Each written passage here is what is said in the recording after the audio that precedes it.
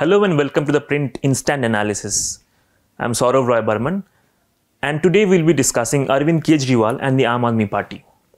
2 days after the Supreme Court refused to extend his interim bail by a week, Delhi Chief Minister Arvind Kejriwal today issued a video message saying he will be surrendering on 2nd June and underlined that he was doing so to save the country from dictatorship. He was arrested by the Enforcement Directorate on March 21st in connection with the formulation and implementation of an excise policy that governs the sale of liquor in Delhi. He obtained interim bail from the Supreme Court on May 10 to campaign for the AAP, which he leads as its national convener.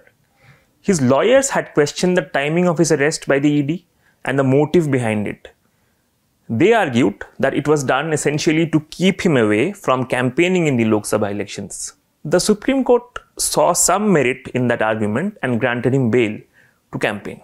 Kejriwal used this window to campaign aggressively, not just in Delhi and Punjab, where the AAP is in power, but also in other states including Maharashtra, Jharkhand, Haryana and Uttar Pradesh.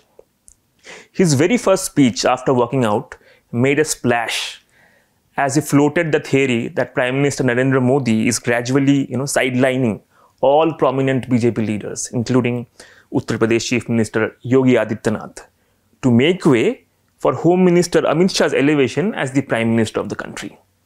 He also claimed that Modi would retire after turning 75 next year in 2024 under the rule that was set to phase out many veteran BJP leaders in the past.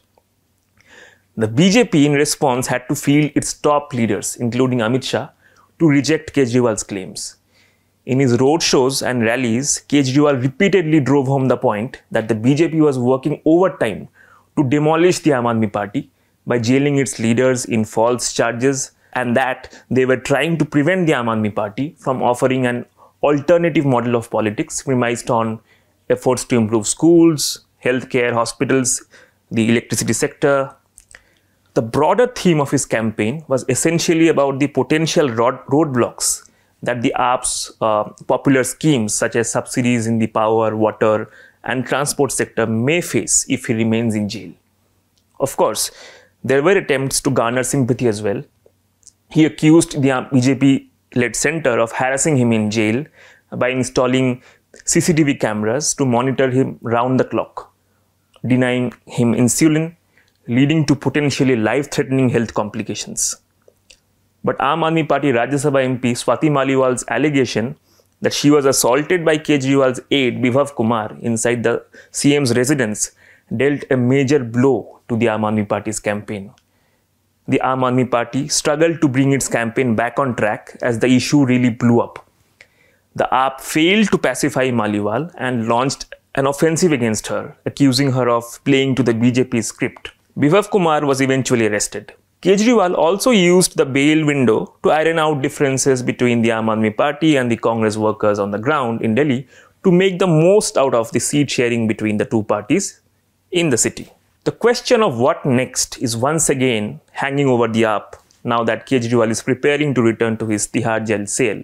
In his absence, Aam Aadmi Party's Rajya Sabha MPs Sandeep Pathak and Sanjay Singh were effectively running the organization of the party, while Delhi government ministers Atishi and Sourav Bhardwaj were looking after governance. More importantly, the AAP had fielded Sunita Kejriwal, the Delhi CM's wife, to campaign for the party, triggering speculations on her possible role, not just in the Aam Aadmi Party but in the government. Kejriwal has however dismissed such talks, saying she has no interest in being a part of active politics and was just acting as a bridge between him and the people in his absence.